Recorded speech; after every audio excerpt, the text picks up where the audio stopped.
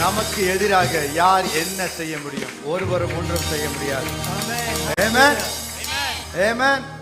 சங்கீதம் 34 சொல்கிறது, கர்த்தரை நான் எக்காலத்திலும் ஸ்தோத்தரிப்பேன், அவர் துதி எப்போதும் என் வாயில் இருக்கும்.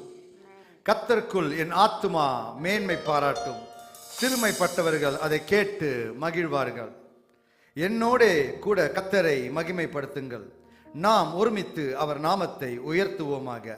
நான் கர்த்தரை தேடினேன், அவர் எனக்கு செவி கொடுத்து என்னுடைய எல்லா பயத்துக்கும் என்னை நீங்களாக்கி விட்டார்.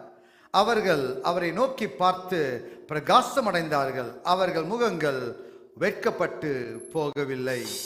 இந்த ஏழை கூப்பிட்டான், கர்த்தர் கேட்டு அவனை அவன் எல்லா இடுக்கண்களுக்கும் நீங்களாக்கி இரட்சித்தார். கர்த்தருடைய தூதன் அவருக்கு பயந்தவர்களை சூழ பாளையம் இறங்கி அவர்களை விடுவிக்கிறார்.